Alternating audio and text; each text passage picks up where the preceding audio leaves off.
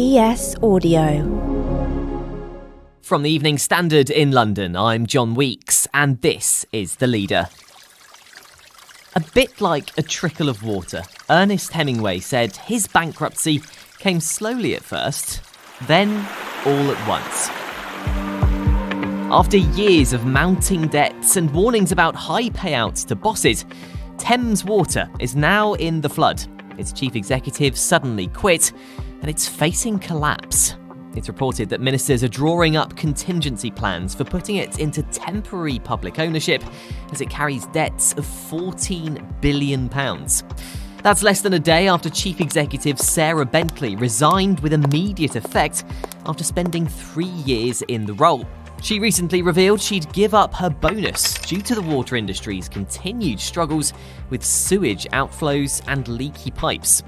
It's the latest debacle facing the company, which has faced criticism over the last 2 years for the sheer amount of sewage being dumped into the river. In March, the company faced more calls to stop dumping sewage after its own map highlighted the huge scale of the problem. A YouGov poll last year found 63% of Brits thought Thames Water should be run in the public sector, and one of its polls last month found 47% of Brits have an unfavourable view of UK water companies generally. But what would happen if it did go into public ownership? And how would it affect not only our waterways, but our bills too? Our business editor Jonathan Prynn joins me now. So John, can you just explain for us the context behind the position Thames Water finds itself in today? Yeah, so in essence, Thames Water, it's a private company. It takes on debt to pay for what is a very large investment programme. It's got a lot of crucial infrastructure that it needs to modernise and support and maintain. And it's loaded itself up with so much debt that it's now in a position where it's feared that it won't be able to meet its repayment obligations and could potentially fall into administration. We know ministers are discussing putting Thames Water into what they're calling a special administration regime, which essentially means putting it into public ownership. Can you just explain how that actually would work? Yes, of course. Well, normally as a private company gets into financial difficulties and can't meet its obligations, such as paying interest on its debt, it can be put into administration and is run by an administrator on behalf of creditors and is broken up or sold on or whatever, staff laid off. With a company like Thames Water that's supplying an absolutely vital public service, I mean, it couldn't be more vital than obviously getting the water into taps and taking away the sewage. That's not an option. You can't have the risk of disruption to water supply. So the government essentially steps in as an emergency temporary owner of the business in order to give it time to get on its feet financially, or a responsible owner who can take it on and run the business. So that appears to be what the government is preparing the ground for, just in case. They're hoping it won't happen, but if it does happen and Thames is financially insolvent, that they would step in and run it on behalf of the public. So could this situation actually end up hitting people's bills? In the short term, I would think not, because the maximum level of bills is set by a regulatory regime overseen by Ofwat. And the ultimate ownership of Thames Water shouldn't make any difference to that, because the cap on bills is essentially set in law. So if the government did take over Thames Water, it shouldn't in the short term make any difference to what people pay. However, there is a longer term issue about the amount of money that's going to be needed to sort out the infrastructure, clean up the rivers, end leakages, all that sort of thing. It does seem likely, sadly, that will flow through into higher bills in due course, but not in the short term.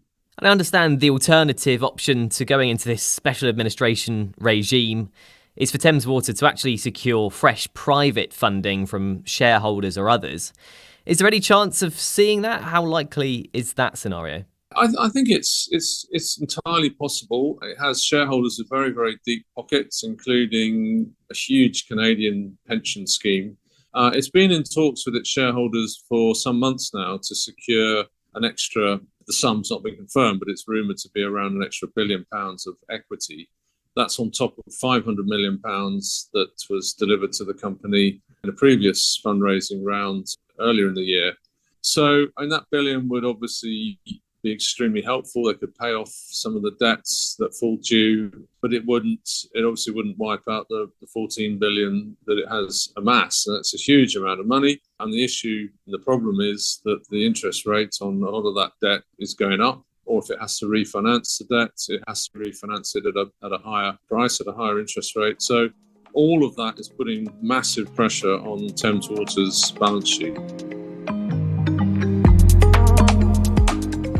Let's take a break now. In part 2, Jonathan reveals how the issue of privatised water companies could play a role in the next general election. If we have a difficult summer, restrictions, etc., I think the future of the water industry will be very, very much on the political agenda.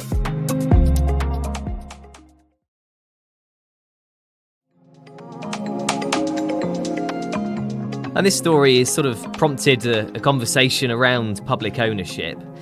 What are the arguments for and against putting Thames Water and even all the other water companies into public ownership? I think the people who are always opposed to water privatisation argue that it's an essential public service that should be provided by the state, I suppose, ultimately. And also that, unlike energy, where there has been quite successful introduction of competition, although that's not been so good recently because of the energy crisis, but it is possible to move supplier.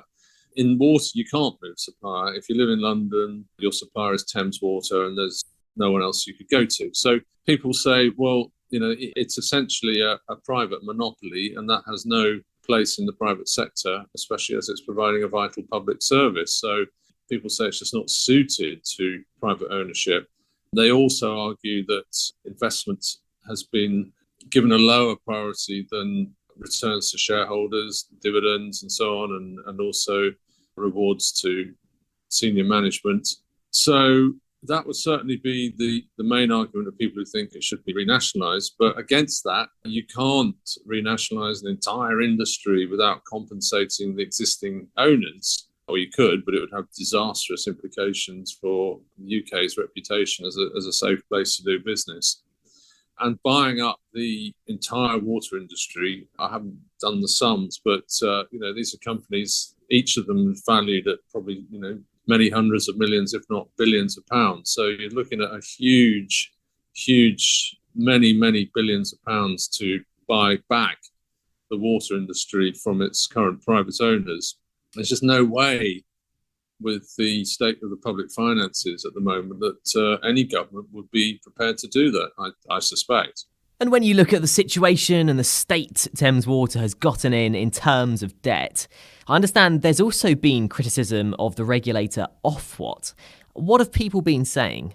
Well, I mean, Ofwat are in a difficult position. They have to balance multiple interests, those of shareholders, those of the public, the customers, also people who enjoy using the river, who don't want it to be polluted.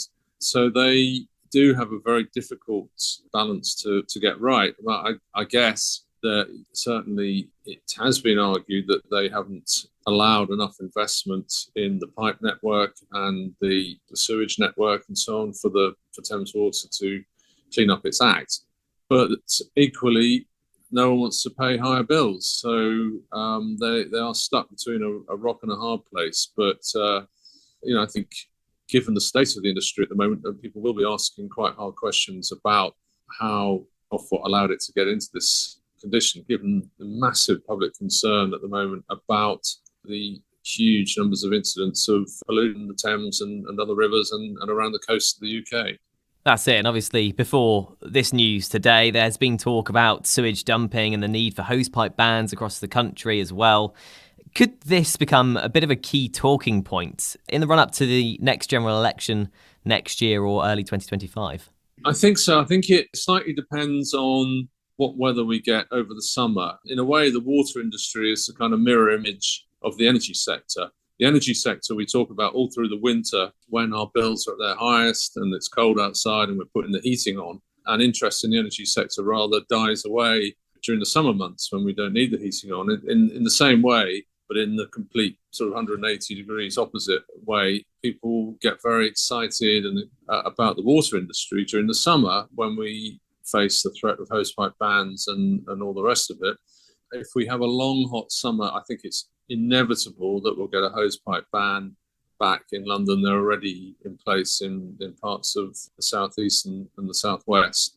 And that will definitely focus attention on how well water companies, particularly Thames Water, have been managed, whether they've done enough to contain leakages, whether they've done enough to fix and repair the aging pipe network, and equally, whether they're doing enough to reduce pollution incidents. But it's a difficult one, particularly in London. Every time you fix a pipe, you're digging up a road. That isn't always the case outside London, but London is a particularly difficult network to maintain. So you have to have some sympathy for Thames Water. But I do think if we have a difficult summer, restrictions, etc., I think, the future of the water industry will be very, very much on the political agenda. There's more news, interviews and analysis in the Evening Standard newspaper and at standard.co.uk. That's The Leader. Thanks for listening. We're back tomorrow afternoon at 4 o'clock.